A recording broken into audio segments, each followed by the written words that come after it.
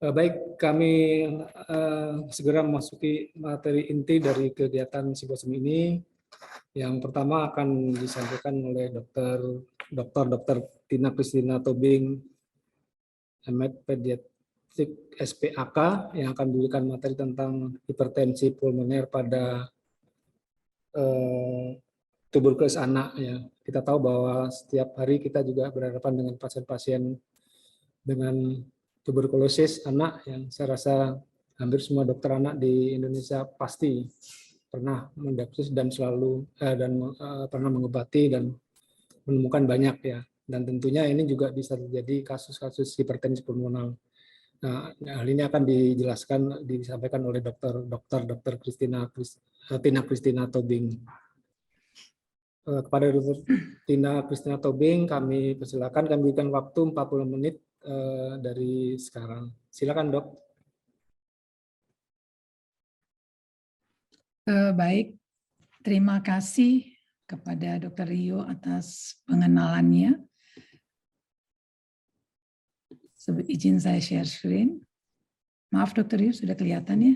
Maaf Dok, saya belum sempat, Dok. Saya kembali. Untuk kurikulum vitae-nya belum. Oh, enggak apa-apa, Ya, udah mohon dari panitia. Ya, jadi kurikulum vitae Dr. Christina Tobing, dari pendidikan FK di USU Medan dan konsultan di FKU Jakarta, dan saat ini sebagai staf Departemen IKA FKU USU Medan dan sebagai Ketua Divisi Kardiologi Departemen IKA FKU USU. Demikian. Silakan, Dok. Ya baik, terima kasih Dr. Rio. Saya ulang kembali atas pengenalannya ya. Pertama-tama saya share screen ya. Sudah kelihatan ya Dr. Rio ya? Sudah kelihatan, Dok. Baik, terima kasih. Silakan. Selamat pagi dan saya ucapkan terima kasih kepada kesempatan diberikan kepada Ketua UKK Dr. Rizky dan juga kepada panitia di Papua Barat untuk saya berbicara pada webinar pagi hari ini. Senang sekali melihat pengenalan Papua Barat tadi ya. Jadi mudah-mudahan nanti Dr. Rizky bisa mengatur agar kita lihat Papua Barat bukan dari Zoom tapi secara kenyataan. Amin. Baik, pada beberapa menit ke depan saya diberi tugas oleh panitia untuk membicarakan mengenai manajemen hipertensi pulmonal atau tata laksana hipertensi pulmonal pada anak dengan tuberkulosis. Walaupun saya tidak expert ahli dalam TBC, tapi saya akan coba memberikan atau memenuhi permintaan daripada panitia untuk membicarakan hal ini. Baik,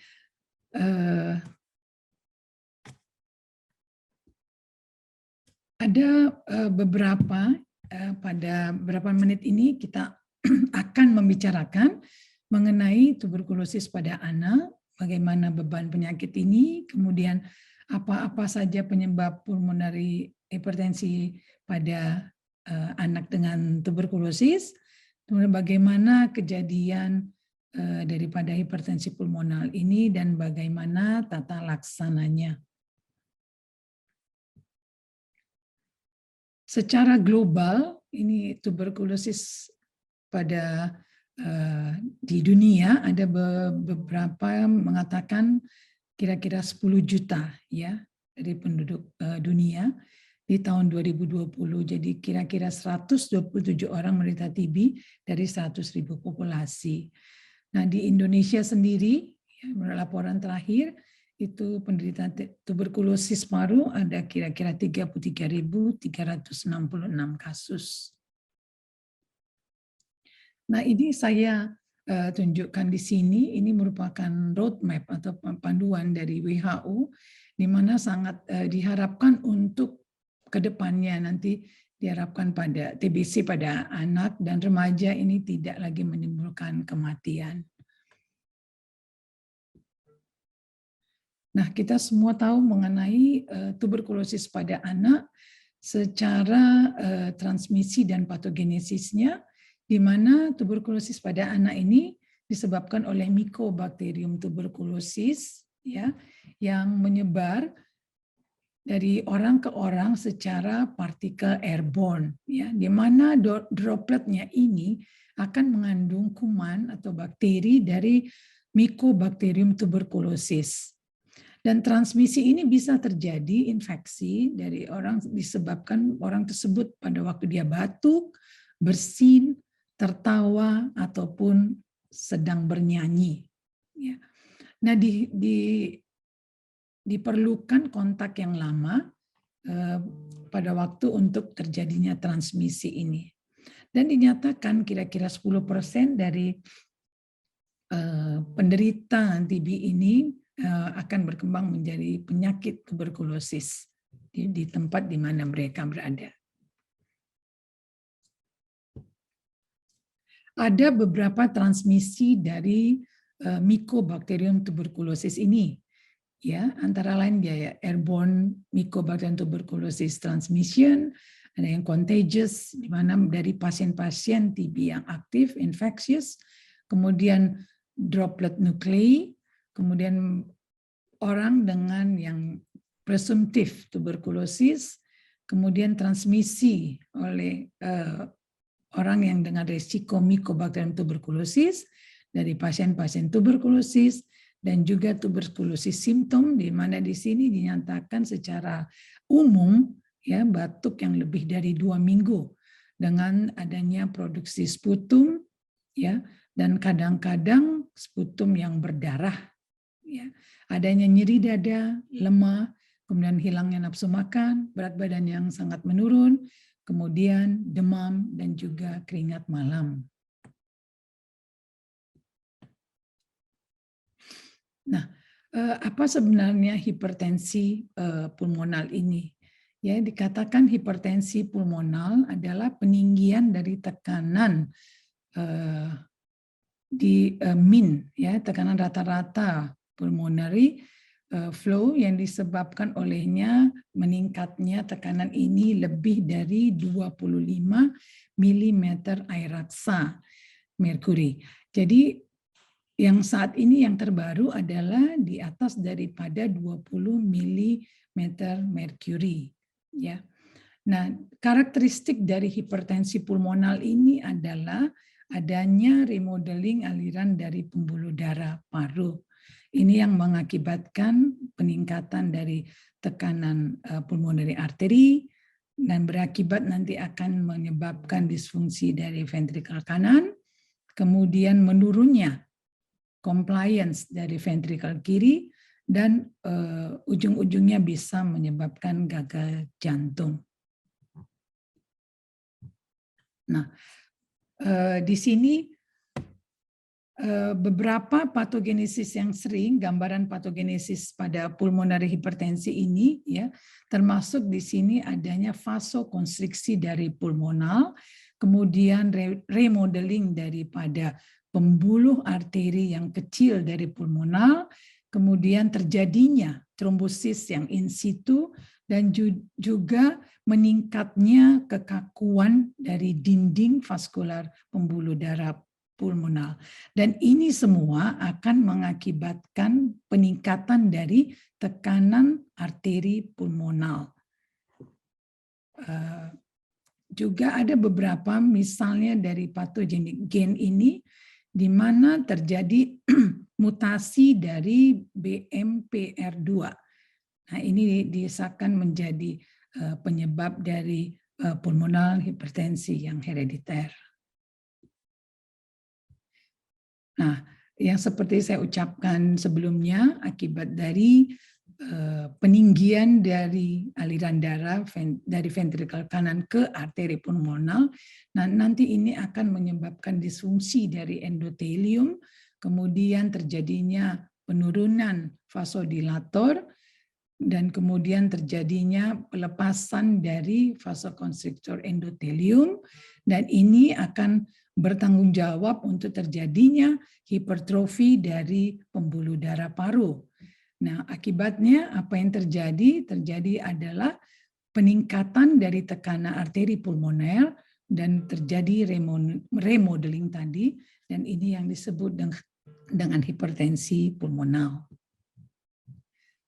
Nah, beberapa yang terjadi di paru yaitu remodeling dari vaskular pembuluh darah paru, ya, yang dimana di sini pada orang sehat, ya, tunika kita pembuluh darah terdiri dari tunika intima, media, dan adventitia. Dan dapat kita lihat di sini untuk penderita dengan pulmonary artery hipertensi, di mana ini terjadi kekakuan dan penebalan dari pembuluh darah paru, ya, akibat radang, kemudian vasokonstriksi yang terjadi. Nah, apa yang terjadi di ventrikel kanan? Ya, akan terjadi remodeling dari ventrikel kanan pada hipertensi pulmonal. Nah, di situ akan terjadi overload atau peninggian dari tekanan ventrikel kanan, kemudian terjadi hipertrofi ventrikel kanan, kemudian fibrosis, dan juga bisa ke kegagalan ventrikel kanan. Bagaimana sebenarnya beban penyakit dari pulmonary hipertensi ini? Kita tahu sebenarnya hipertensi ini, pulmonal ini adalah penyakit yang jarang sebenarnya. Dan kita tahu sering ini pada 4-16% itu pada bayi-bayi yang lahir dengan berat badan sangat rendah, ya, dan juga pada bayi-bayi dengan menderita bronchopulmonary dysplasia pada bayi-bayi prematur yang akan mengakibatkan kematian 40% di usia 2 tahun. Nah, untuk tuberkulosis sendiri, prevalensi dari hipertensi pulmonal ini masih sangat terbatas. Ya, laporan-laporan tidak menunjukkan bahwa hubungan dari TB, ya, penderita TB pada anak akan menyebabkan hipertensi pulmonal. Nah, beberapa penyebab dari hipertensi pulmonal pada tuberkulosis anak ini yang seperti saya katakan tadi, ini pada literatur dari barat, ya, tidak mengatakan kalau ini ada hubungan yang langsung, ya. Dan juga kalau kita melihat, tidaklah biasa kita mendapatkan pasien-pasien dengan tuberkulosis pada anak dan mendapat gambaran sampai terjadi adanya gagal jantung kanan. Ya, tetapi dikatakan kemungkinan adalah penyebabnya berkembangnya hipertensi pulmonal adalah karena adanya destruksi vascular bed dari paru. Kenapa? Oleh karena abnormal parenkhimal, oleh karena infeksi, vaskulitis, ataupun artritis. Mengenai pembagian dari hipertensi pulmonal, ada beberapa dari grup, ya, di European maupun untuk WHO telah membuat ada 5 grup untuk hipertensi pulmonal. Di antaranya pulmonary artery hipertensi, ini etiologinya antara lain adalah idiopatik pulmonary artery hipertensi, kemudian adanya herediter pulmonary artery hipertensi, kemudian persistent pulmonary hypertension of the newborn. Begitu juga obat-obatan ataupun toksin, ya. Kemudian adanya penyakit pada grup 2, penyakit pada jantung kiri, di mana terjadi disfungsi jantung kiri, penyakit-penyakit valvular, penyakit-penyakit kongenital, kemudian adanya obstruksi dari ventrikel kiri yang didapat. Nah, untuk grup 3 itu lung disease termasuk hipoksemia. Adanya interstitial lung disease, kemudian adanya mixed resistive dan obstruktif pada paru. Untuk chronic thromboembolism termasuk pada grup 4. Ya, di situ adanya tumor mungkin. Kemudian multifaktor yang ada gangguan hematologi, sistemik dan metabolik. Maaf. Untuk diagnosis. Diagnosis selain kita mengumpulkan anamnesis dan pemeriksaan fisik, kita akan melakukan pemeriksaan sebagai penunjang yaitu elektrokardiografi. Apa kita yang jumpai pada elektrokardiografi adalah kita akan menjumpai adanya pembesaran atau hipertrofi dari ventrikel kanan, kemudian adanya deviasi aksis ke kanan, dan pada fototoraks kita akan menjumpai kardiomegali, kemudian adanya pelebaran pembesaran dari PA sentral, dan pada ekokardiografi kita akan bisa memperkirakan atau menaksir adanya peninggian tekanan PA, pulmonary artery, adanya shunt dari ataupun pirau kanan ke kiri, kemudian kita bisa mengukur fungsi dari jantung, dan kita bisa mengevaluasi penyebab apakah kelainan jantung bawaan atau apakah ada anomali dari pembuluh darah paru, kemudian adanya penyakit jantung kiri. Nah, ini sekedar untuk elektrokardiografi, ya, adanya right axis deviasi, adanya RVH, adanya right arterial enlargement, kemudian adanya pembesaran dari septum. Temuan lain bisa dijumpai right bundle branch block ataupun pemanjangan QTC. Nah, ini ada beberapa gambaran daripada tipikal untuk hipertensi pulmonal. Ini saya ambil dari sonografi.com yang menerangkan mengenai terjadinya hipertensi pulmonal.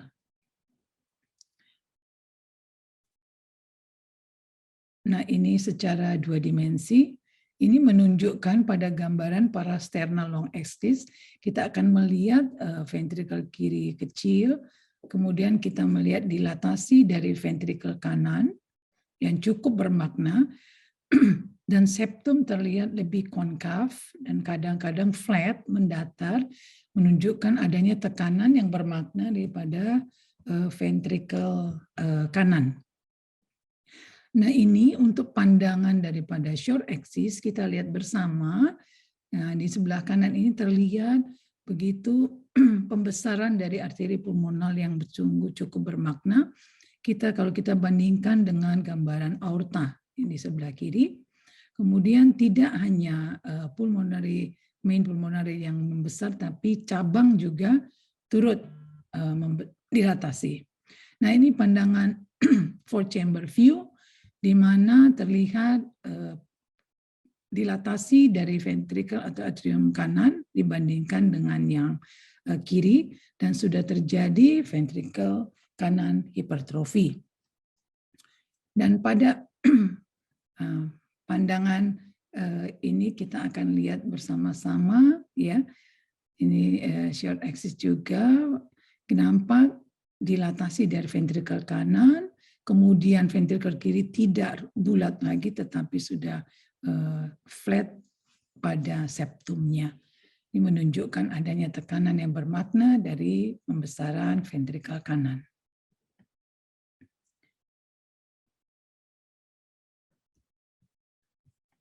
Nah, sebenarnya bagaimana tata laksana daripada hipertensi pulmonal pada tuberkulosis pada anak?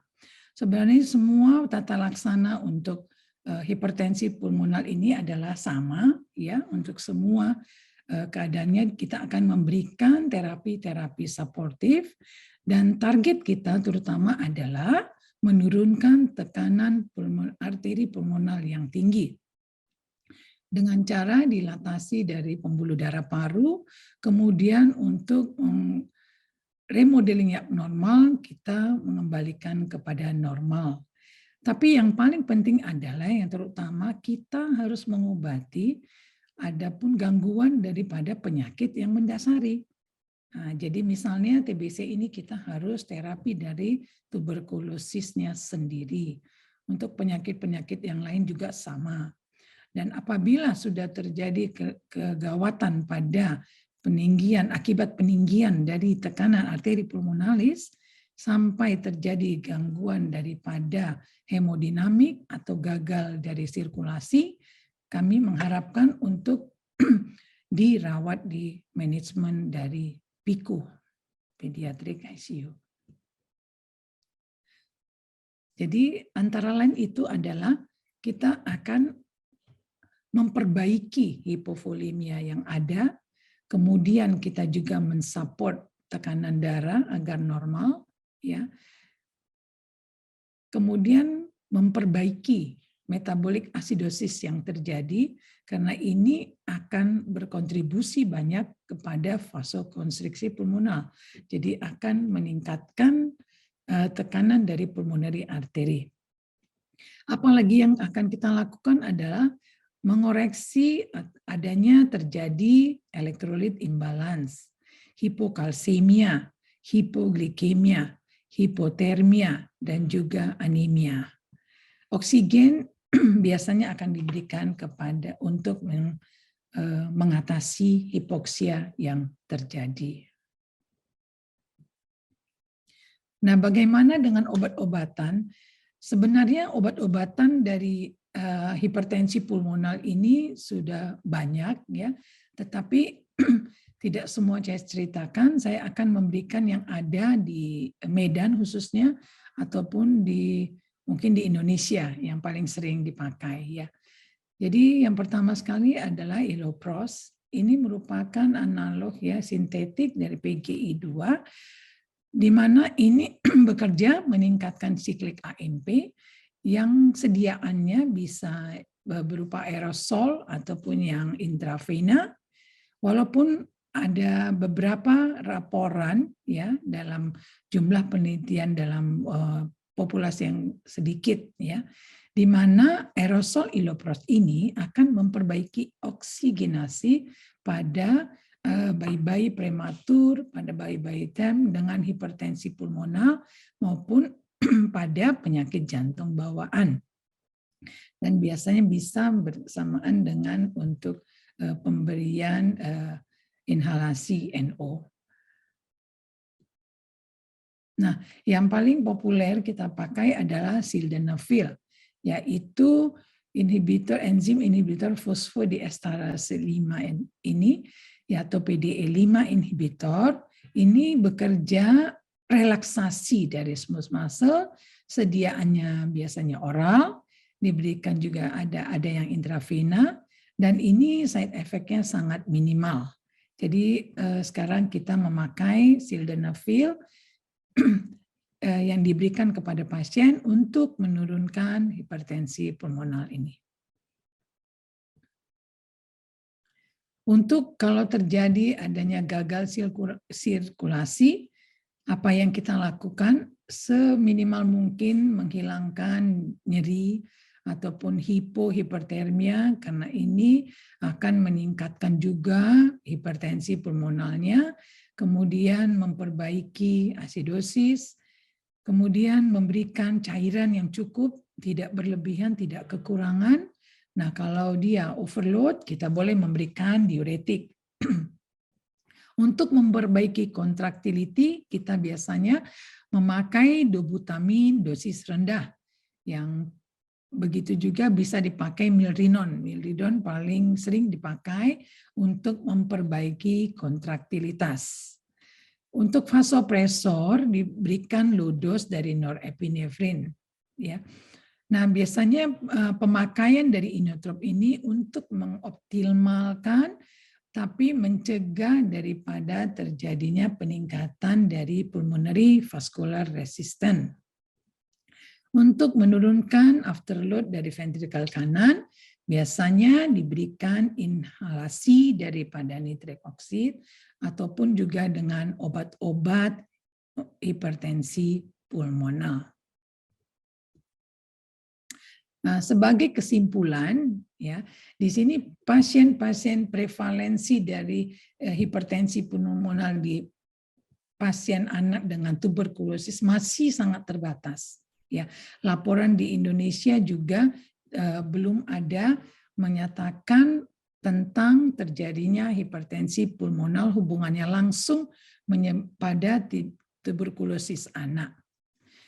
Kita ketahui hipertensi pulmonal adalah peningkatan dari tekanan pulmonari arteri yang nanti ujungnya akan mengakibatkan disfungsi dari miokardium. Ekokardiografi dapat menolong awal sebagai penilaian untuk hipertensi pulmonal ini. Dan penataan laksananya sangat challenging ya, dan tergantung pada setiap individu. Tetapi yang paling penting adalah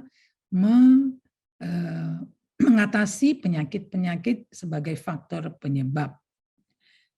Dan kita ketahui kalau andaikan ada TB, tuberkulosis paru pada anak dengan hipertensi pulmonal, ini biasanya akan memberikan prognosis yang jelek.